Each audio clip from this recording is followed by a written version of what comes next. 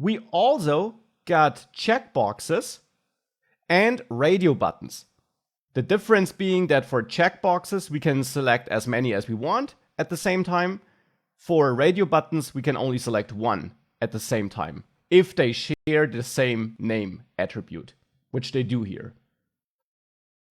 So we can add data properties for this as well, because it turns out we can use vModel here as well. So we got our interest checkboxes and then our how radio buttons. Hence, I'll add two new data properties here. Interest, and set this to null initially, and how, and set this to null initially. And how can we now use vModel for that? Well, we simply go to our inputs. Let's start with the checkboxes. And then on every input, we can add vModel. By the way, you don't always have to add it at the end. You can add it anywhere in this attribute list. And now simply reference the data property where this should be stored, in my case, interest. And we do this on every input here, on every checkbox, and the same for the radio buttons. Here it's how. That was the data property I added. So let's do that here on all the radio buttons. And with that added, let's see what's inside those values when we submit the form. So here I'll console log my checkboxes, and then thereafter console log this interest to see what's in there. And I will console log the radio buttons, and then console log this how to see what was in there. And I also want to reset that. So thereafter, I'll set this interest back to null and this how back to null. And we will see whether that works. If I save that, this is what we got. Now I'll select news, and oh, it's now always selecting everything here. So what's wrong here? Well, if you got multiple checkboxes with the same name as I do here, this automatically creates a group of those checkboxes. This is fine, but we need to handle it differently. In this case, we should create an empty array as a starting value here, and view will then add all the checked elements to this array. So we do this here, and we reset it to an empty array here. We now reload. We can check these individually. However, you'll notice that it still behaves strangely.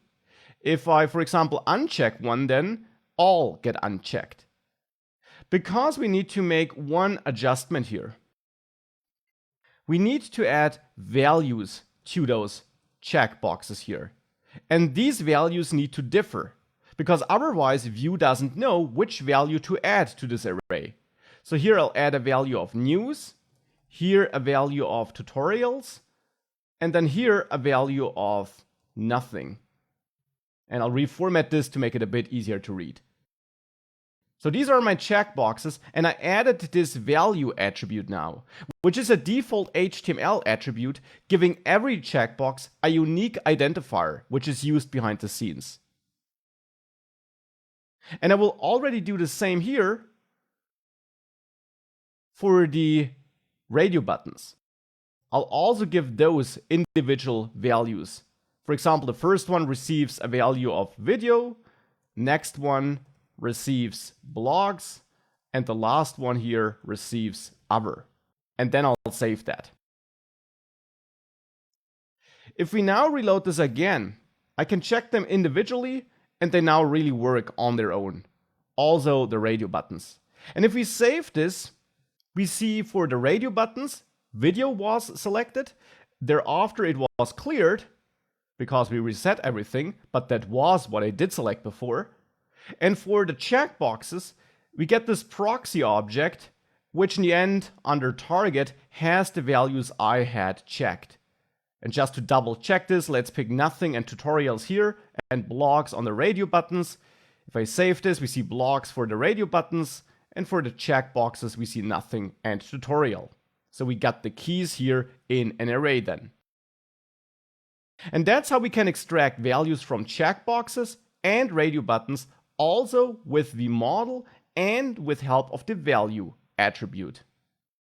Now there's also one other case we could cover here. What if you had a single checkbox?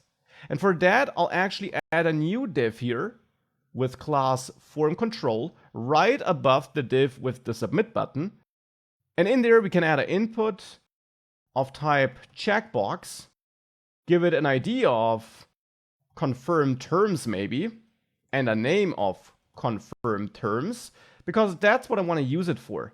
I'll add a label thereafter and say agree to terms of use and point at the confirm terms input with the for attribute. And now how can we get this value? This is now not a group of checkboxes, but a single checkbox for that given name. Well, we can of course also use vModel here. If I add a confirm prop here and set this to false initially, a confirm property, in my data object, we can bind this with vModel. So here on this input, which we just added, I'll add vModel and point at confirm. And now let's output this as well. I will console log confirm and then console log this.confirm here. So pointing at the data property we just added. And thereafter I'll set this confirm equal to false again.